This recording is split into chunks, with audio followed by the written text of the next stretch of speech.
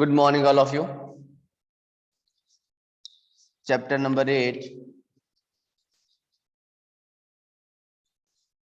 comparing quantities.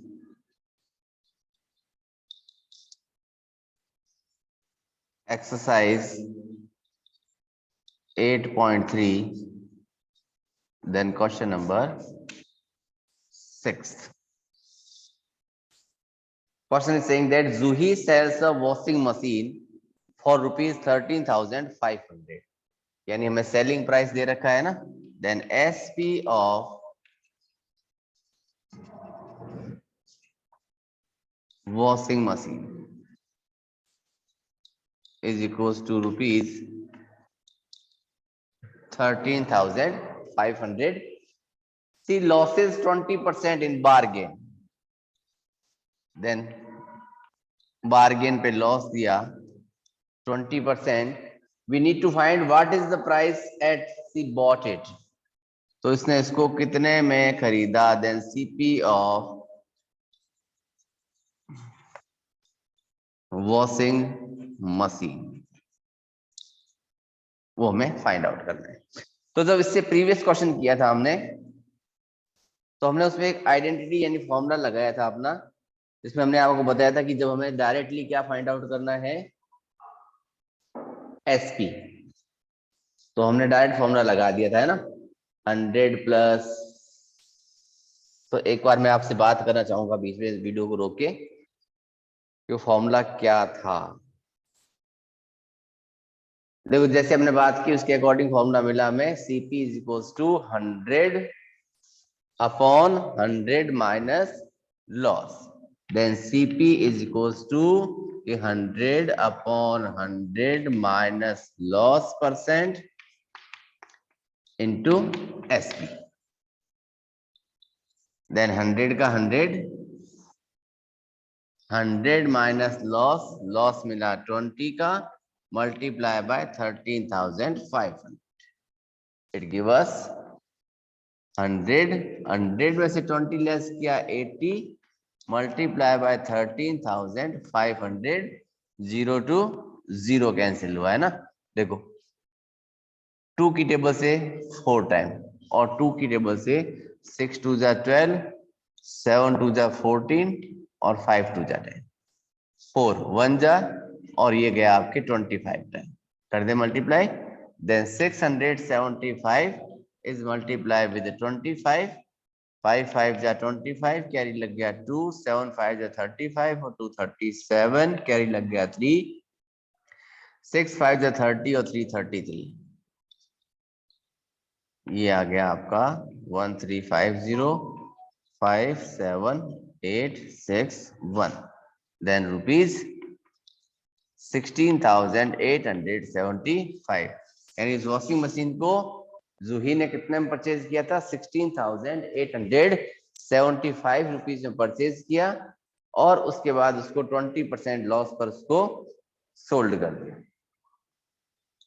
और sold करने पर उसको कितने मिले? 13,500. अब अगर आपको क्वेश्चन में पूछ लिया जाए कि उसका लॉस कितने का था, देन 16,875 में से 13,500 क्या कर देंगे? सब्ट्रैक्ट कर देंगे. ठीक है ना. अगर हमें क्या पूछ लिया जाए साथ साथ? लॉस. तो लॉस इक्वल्स टू तो क्या होता है कि CP minus SP. Then CP is 16,875 minus 13,500. 5 में 0 लेस किया 5, 7 में 0 लेस किया 7, 8 में से 5 लेस किया 3, 6 में से 3 लेस किया 3. Then rupees 3,375 is loss. ठीक है. चलिए, ये तो था क्वेश्चन नंबर 6. आई थिंक ये क्वेश्चन अपने प्रीवियस डे की क्लास में कंप्लीट हो गया था, है ना, बट कोई नहीं, इसको रिपीट पार्ट में ले लिया हमने. अब हमारे पास आता है question number 7, a chalk contains. Okay, चलिए, moving towards next questions.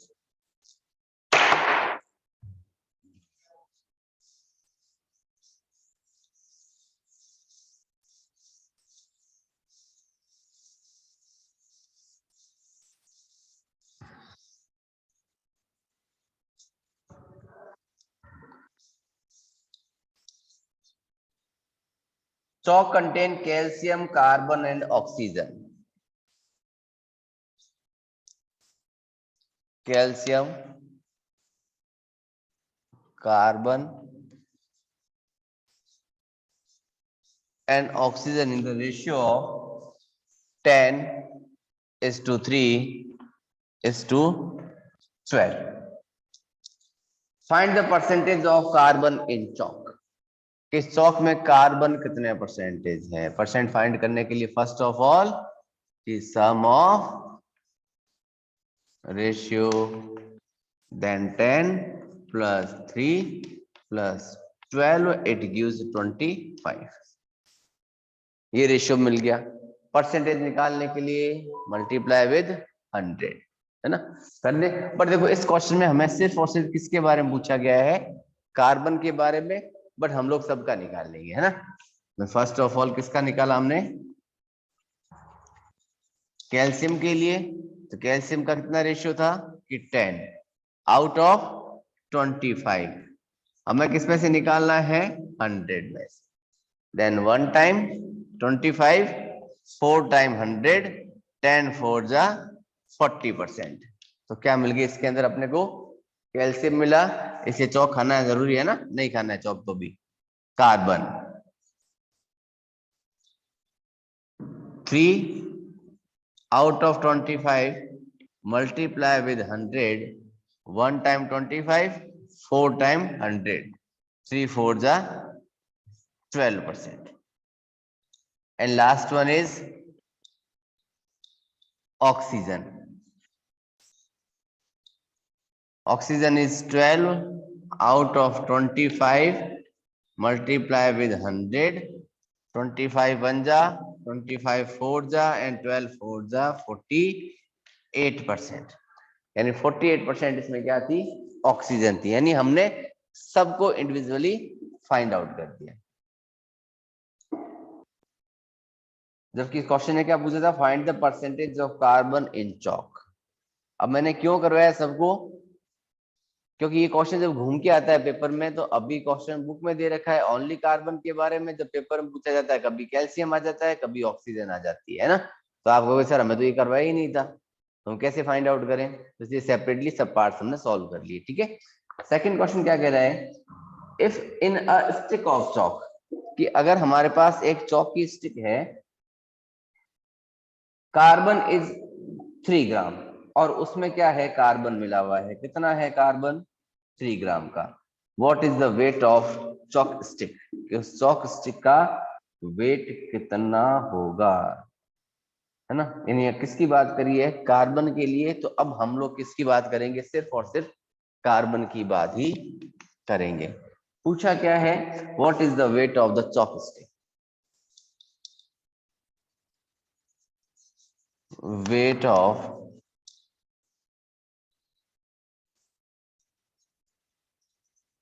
Chalk stick भी x ग्राम की, x ग्राम की चॉक स्टिक है। ठीक है। उसमें वेट ऑफ कार्बन दे रखा है, देखो 3 ग्राम। वेट ऑफ कार्बन वो मिला मुझे 3 ग्राम का। अब 3 ग्राम किसका था? 3 ग्राम x का 3 ग्राम कितना परसेंटेज था? ये रहा 12%। इट मींस 12% ऑफ x जो है वो किसके इक्वल हो गया? अपना 3 ग्राम के इक्वल, है ना। दोनों क्वेश्चन एक दूसरे से कनेक्टेड है, लिंक्ड है ना। According to condition 12% of x is equals to 3 gram. Carbon कितना था? 12%। किसका था 12%? ओवरऑल वेट का। ओवरऑल वेट कितना था अपना? x ग्राम। वो किसके इक्वल आया? 3 ग्राम। देन 12% का साइन रिमूव किया upon 100, of means multiply, x is equals to 3। इसको हम ऐसे भी लिख सकते हैं कि बेटा कि 12x upon 100 is equals to 3 कर देना। चले अब क्या करें और कि इसको इसके क्रॉस मल्टीप्लाई में ले जाऊं तो मुझे क्या मिलेगा कि 12x is equal to 3 multiply by 100. Therefore, x is equals to 3 multiplied by 100 upon 12. 3 1 जा 3, 3 4 जा 12, 4 1 जा 4 और ये कैंसिल हो गया आपके 25 time. Then x is equals to 25 gram. x क्या था अपना weight of chalk stick. So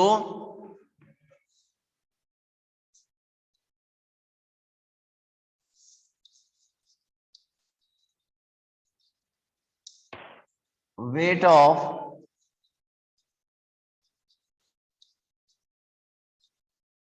chalk stick is equals to 25 gram.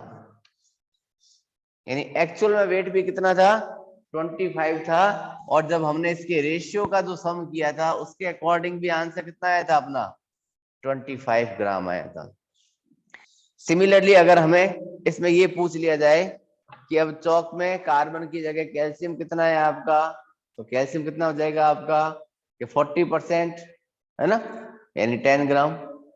Oxygen की कितनी बात करेंगे तो 48% यानी 12 ग्राम. वैसे ही जैसे क्वांटिटी बदलेगी सब कुछ आंसर्स बदलते रहेंगे. ठीक है करो उसको नोट बेटा.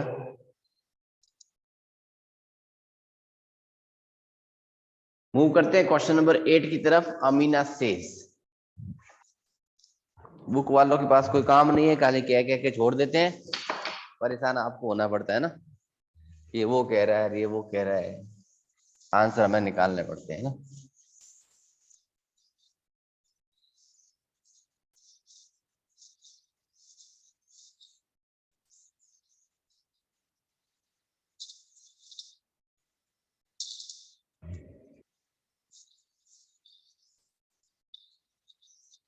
Question 8 Amina buys a book for ₹275.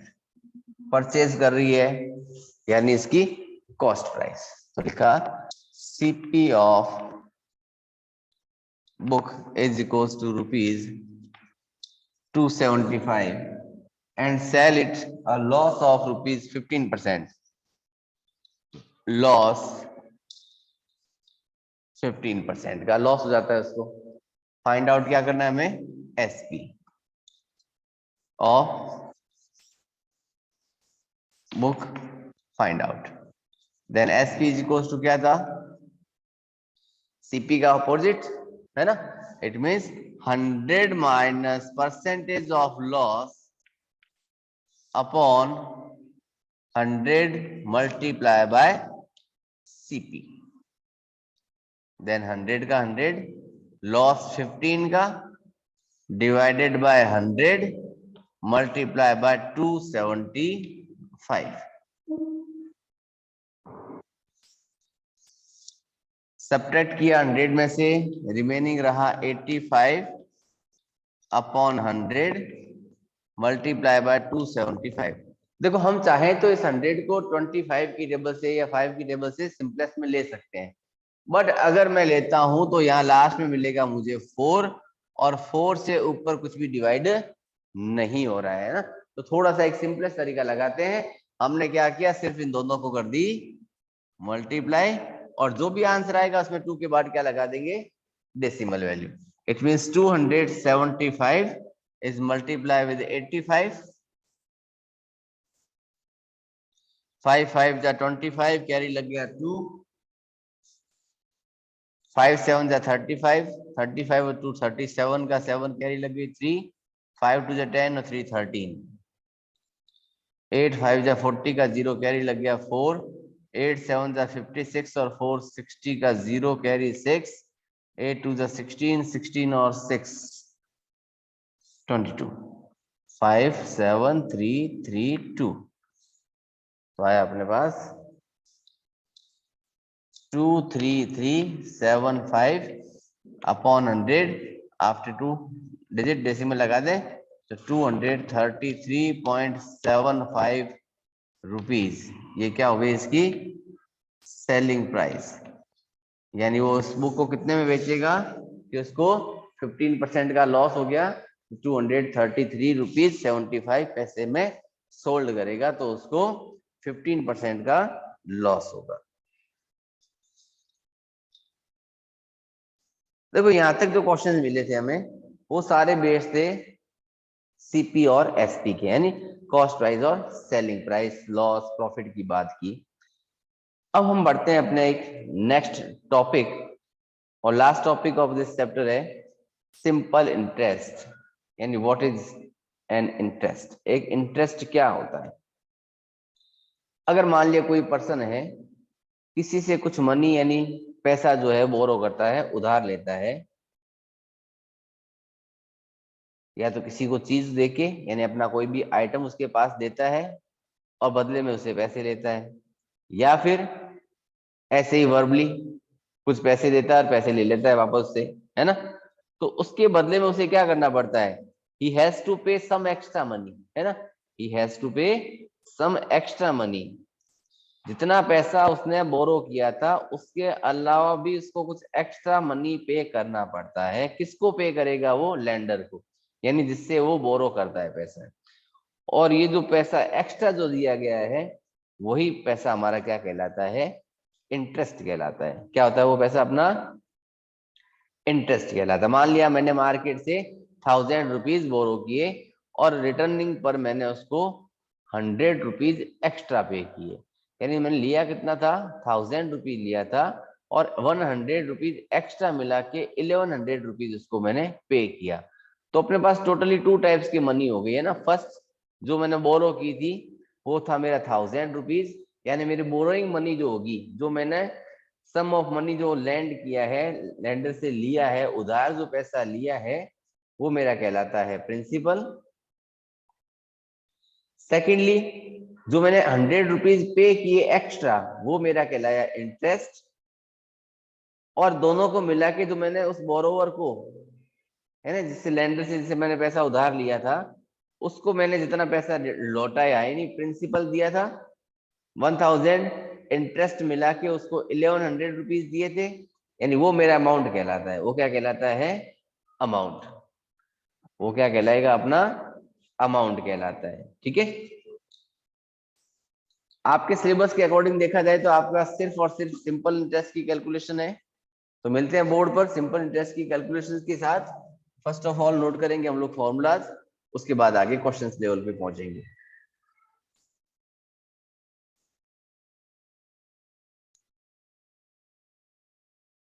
आज के लिए इतना ही कुछ, बाकी मिलते हैं नेक्स्ट डे की क्लास में लास्ट टॉपिक के साथ।